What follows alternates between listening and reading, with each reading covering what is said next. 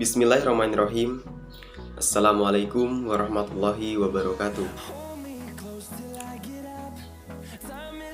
Perkenalkan, nama saya Muhammad Akbar dengan NIM J1A1201186, kelas C, jurusan Kesehatan Masyarakat, Universitas Halmoleo.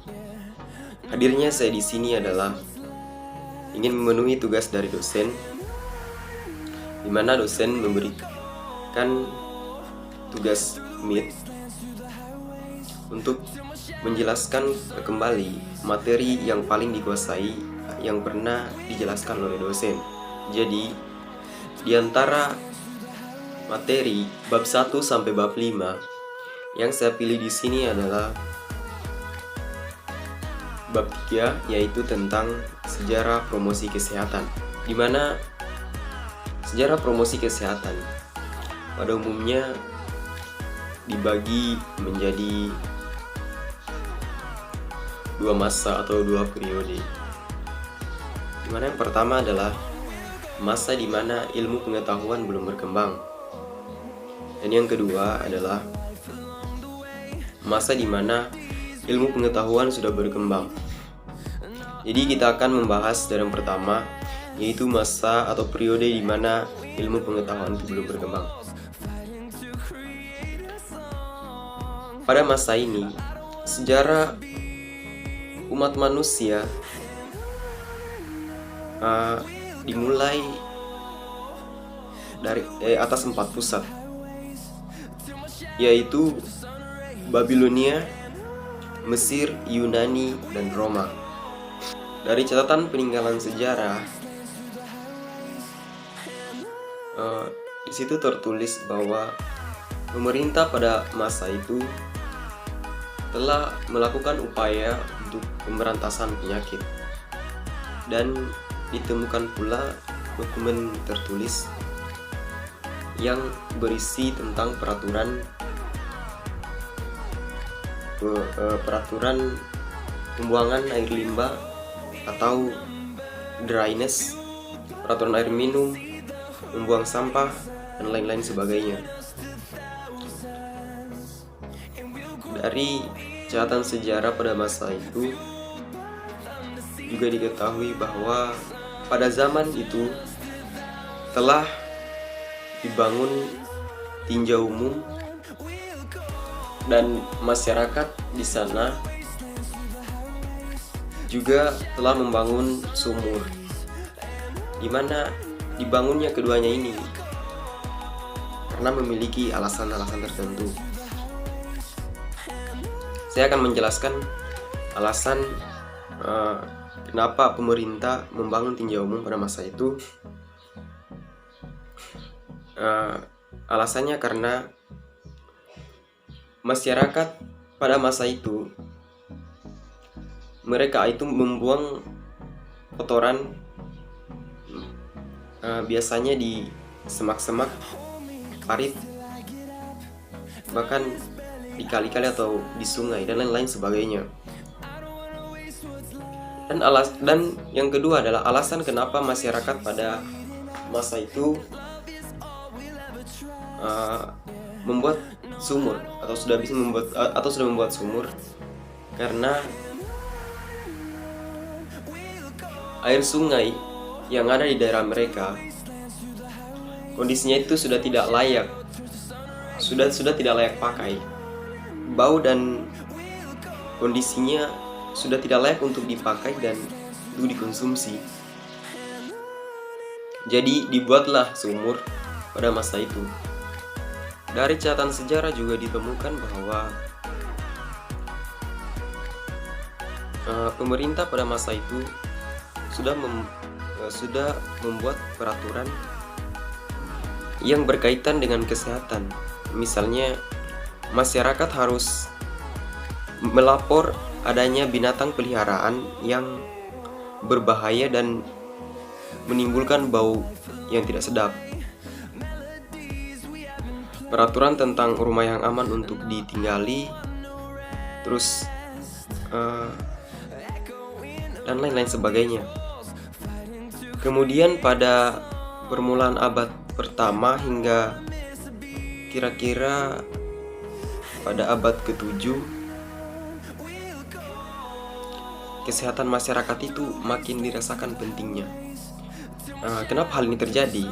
Karena pada masa itu mulai timbul penyakit yang menular, di mana penyakit ini membuat sebagian besar penduduk itu terkena penyakit ini. Dan penyakit ini itu dinamakan dengan kolera.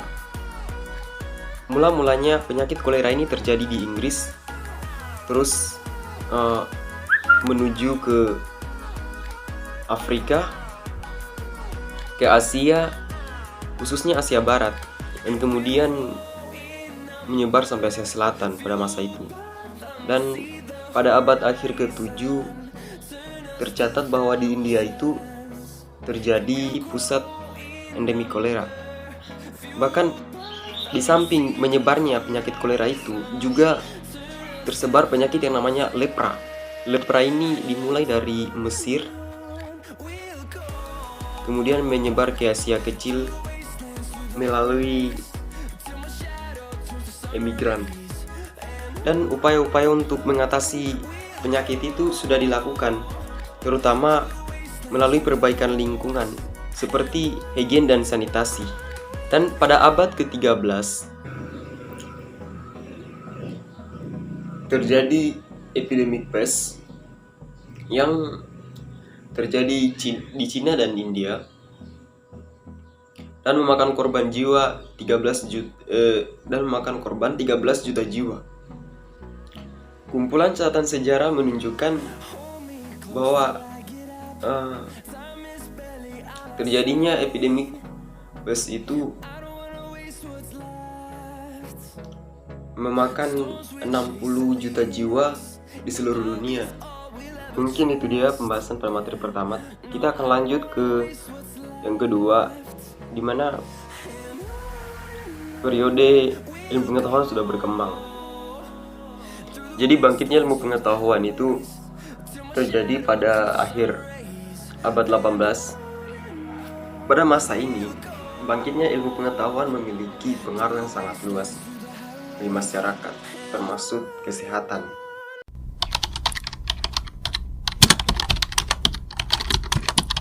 Kalau pada abad sebelumnya,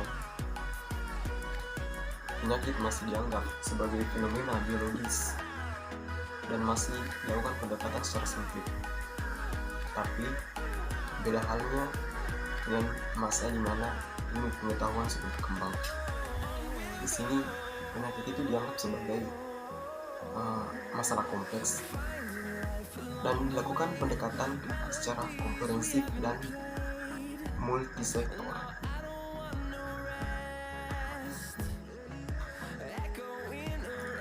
Di samping itu, pada abad ini mulai ditemukan berbagai macam penyakit serta vaksinnya. Louis Pasteur berhasil menemukan vaksin untuk mencegah penyakit cacar. Terus Joseph Lister berhasil menemukan asap karbon untuk mensterilisasi ruang operasi. Dan William Martin berhasil menemukan agar sebagai anestesi pada waktu operasi. Dan pada tahun 1832 penyelidikan dan upaya-upaya kesehatan masyarakat secara ilmiah terus dilakukan, tepatnya di Inggris. Pada waktu itu terjadi penyakit besar-besaran, yaitu kolera. Terutama kolera ini terjadi di perkotaan atau penduduk-penduduk yang miskin. Mungkin itu saja yang dapat saya jelaskan pada kesempatan ini. Jadi untuk kesimpulannya, di mana di dua periode ini, dalam dua periode perkembangan kesehatan masyarakat ini, sebenarnya sudah dilakukan upaya-upaya untuk pencegahan penyakit begitu. Tapi di masa sebelum berkembangnya ilmu pengetahuan itu, penyakit itu masih dianggap sebagai sesuatu atau masalah yang biologis. Nah, sedangkan di masa ilmu pengetahuan sudah berkembang, itu tuh penyakit itu sudah dianggap sebagai suatu masalah yang kompleks gitu. Mungkin itu dari kesimpulan saya. Lebih dan kurangnya mohon dimaafkan. Wabillahi taufik wal hidayah. Wassalamualaikum warahmatullahi wabarakatuh.